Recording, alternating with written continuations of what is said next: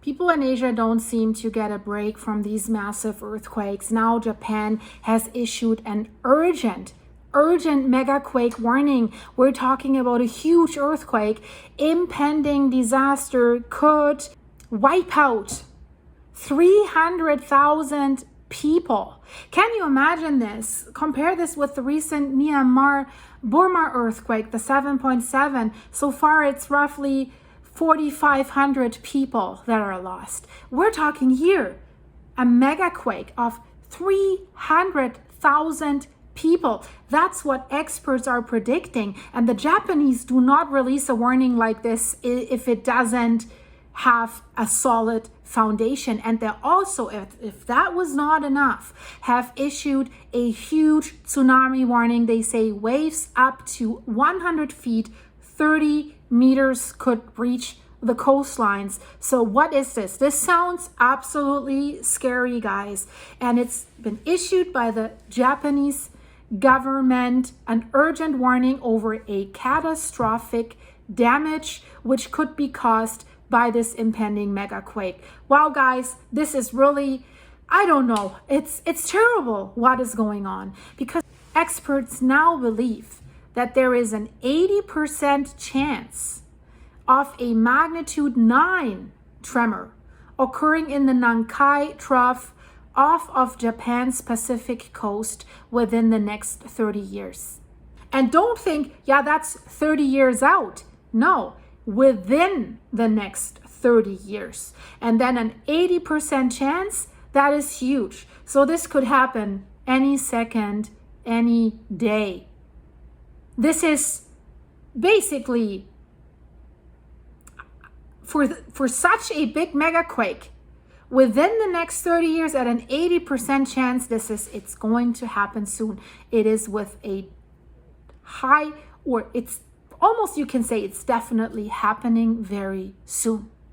And although Japan is so prepared for earthquakes that they're still estimating the loss of 300,000 people, guys, this tells you what a magnitude 9 earthquake really means. Of course, the 300,000 are the worst case scenario, but if something like this happens, you have to estimate from the worst case scenario. And the interesting part is, since they're so prepared for earthquake disasters, the biggest loss of people will happen by the tsunami waves that they expect to exceed 100 feet, 30 meters in some areas. So their estimate is that 215,000 people will be lost because of a tsunami. So the Nankai Trough is a deep ocean trench that you might not be surprised that has been formed by two tectonic plates, by the boundaries of two tectonic plates. And this Nankai Trough is hit by a megaquake quite often compared to other zones like the Cascadia subduction zone. It's hit once every 100 to 200 years. So that's why they can give like within the next 30 years.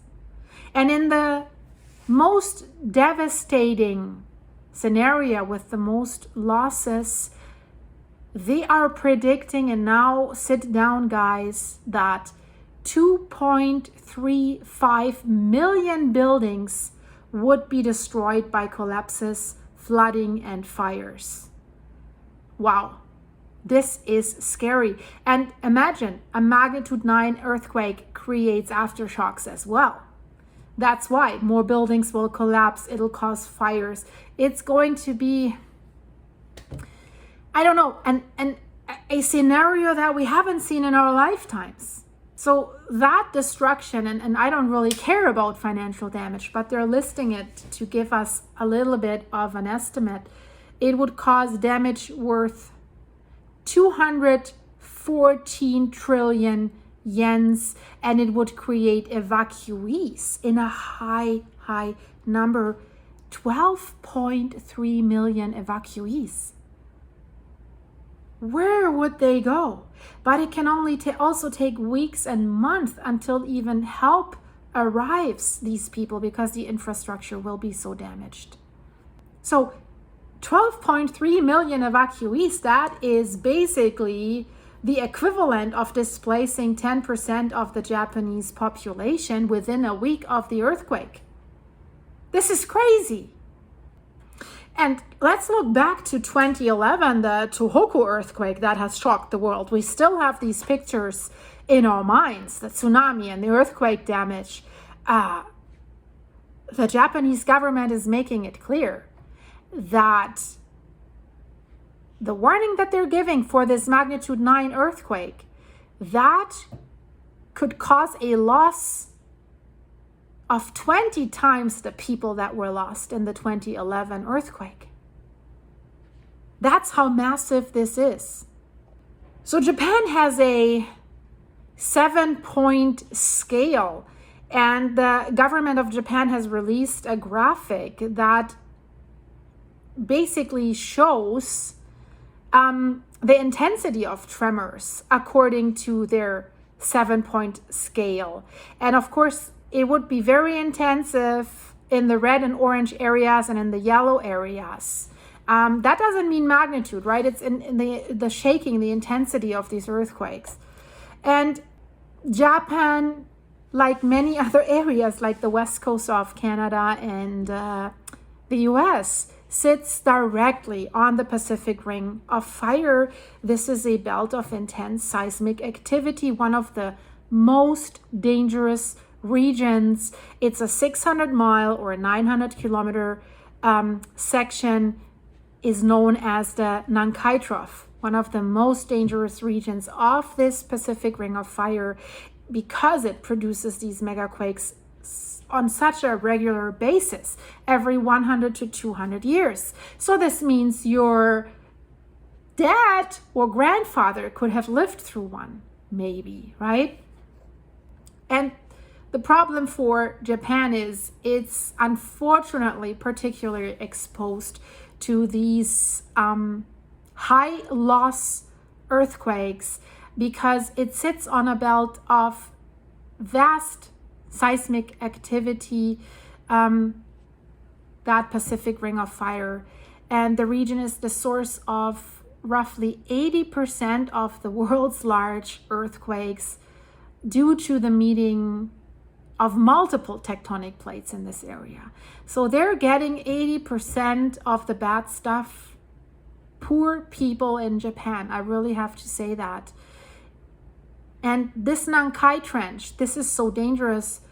There's the Philippine Sea plate that is pushed beneath the Eurasian plate. It's a subduction zone, like the Cascadia subduction zone on the west coast here. So that's why it can produce these extremely large and exceptionally devastating megaquakes. And we know last year, the Japanese government has issued its first ever Nankai Trough megaquake advisory. I have reported about this after they had a magnitude 7.1 earthquake that hit southwestern Japan that was tilting buildings, and it was really crazy pictures we saw from there. And now the risk of a megaquake in the near future increases. And that's why the Japanese Cabinet Office has updated its impact estimates for the first time since 2013. So experts have calculated the seismic force of a magnitude 9 earthquake in that trench and used this to calculate the amount of flooding and the tsunami risk for each part of the country. And while they were doing this, this has revealed that everything they have done in the last years since 2011, like stricter building requirements and flood defenses for the tsunamis, that this doesn't really do much. It has only slightly reduced the number of estimated losses of people over the last decade. That is bad. So if this megaquake occurs, 10 of the country's 47 administrative prefectures will experience tremors with a rating of 7. That is the highest score on Japan's earthquake severity scale. And then an additional 24 prefectures will experience an earthquake rated at 6 on this severity scale. So almost as bad, still super bad. And they estimate that collapsing buildings will cause losses of 73,000 people. The most dire consequence will be that huge tsunami, waves sweeping across the island. Worse than we've seen in 2011. You have to understand with this subduction zone, when an earthquake occurs beneath this ocean floor, they push massive quantities of water into waves that are moving as fast as jet planes. This is what we're talking about. And in 2011, that was only a magnitude 9 earthquake. And it was happening about 81 miles off the coast beneath the North Pacific Ocean. That earthquake has produced massive waves up to 132 feet. That's 40 meters tall, and has caused the loss of 15,500 people. Then the flooding that came with it has caused a meltdown of 3 nuclear reactors at the Fukushima power plant. We remember that. That was horrible. Has released toxic waste into the environment, forcing thousands to flee their homes. And the debris from that earthquake and also the radioactivity arrived here at the west coast of Canada and the US. But that megaquake in the Nankai Trench could even be more devastating than the 2011 Tohoku earthquakes. It could be the most powerful tremor in Japanese history. And they have a map here. Also, the government of Japan has shown a map where we see where the most tsunami damage would hit. And you know, the black regions are showing waves above 20 meters, and the red waves are showing waves of 10 to 20 meters in high. So along the whole coastline there, we could see these devastating tsunamis, but also the yellow areas, 2 to 5 meters. This is already bad enough. And you know, we're always talking about if the Cascadia Fault hits the Pacific coast here of the US and Canada, you have about 8 to 15 minutes to get to higher ground, to run to safety, which is very little if you consider that there's a magnitude 9 or higher earthquake that has shaken up everything. So not much time, but it's way more catastrophic here if the megaquake occurs in the Nankai Trough. So the Japanese government predicts that some regions will have as little as 2 minutes before the wave hits. That's impossible to run away from. That's impossible, in my opinion. Even Tokyo would get waves up to 10 meters tall. And also 12 other prefectures along the southeast coast would get tsunamis. A 10-meter wave for Tokyo. Imagine that, guys. But also the cities of Kuroshio and Tosashimitsu in the Kochi prefecture would be engulfed by a wave of 34 meters, 112 feet tall. Crazy. Absolutely crazy. And is there a time of year where it would be an even bigger worst case scenario if that earthquake was to happen? Yes, during the winter and at night.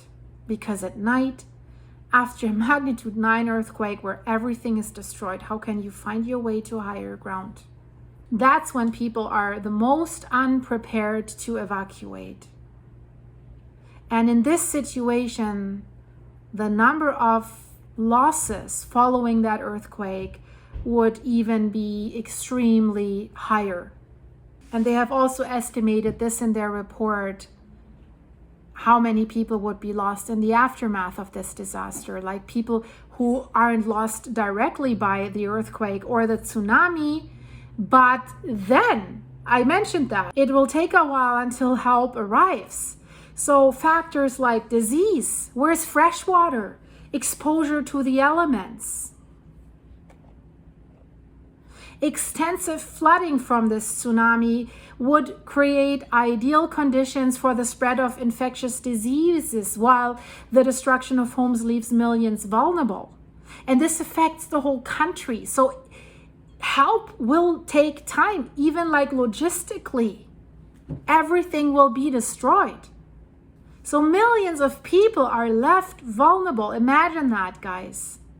Last year's Noto Peninsula earthquake, for example, the post-disaster causes have been even more devastating, led to more losses than the initial destruction. So the report that the government has now released estimates that disaster-related losses of people following the initial destruction would range between 26,000 and 52,000, depending on the scenario, but they could be even higher, and it's already 13 times higher than the number of people that were lost post-disaster in the 2011 Tohoku earthquake. Scary scenario, guys. I'll keep you updated about this, and I hope they have some ways to do something to prepare better. But you have heard the barriers for tsunamis that they have built, even more strict building codes, according to the new study, don't really seem to help. It's crazy to think that this is so close, guys. Yeah, what can I say? Stay safe, be prepared wherever you are. But this monstrosity, I don't know. People would have to move away, but then they would have to give up their country. It doesn't make sense. They can't do that. No way. So it's just hoping and waiting. I guess that's all they can do, guys. If you like what you saw, please leave this video a like, share it with your friends. Leave me a comment. What would you do if you lived there? If you were a Japanese citizen, what would you do? It's hard, right? And also consider the financial aspect of moving away. If you want to support the channel any further, check out the links in the description. I have a buymeacoffee.com/silky site. It's greatly appreciated if you buy me a coffee or more to keep me going there. I'm supporting my animals with that site as well. Thanks for your supers here, for your support that you've given this channel. You are an amazing group. I couldn't wish for better viewers and subscribers. Thank you, guys, and I hope to see you very, very soon. Check out the video in the end screen. Very, very interesting stuff. I hope to see you soon, guys. Bye.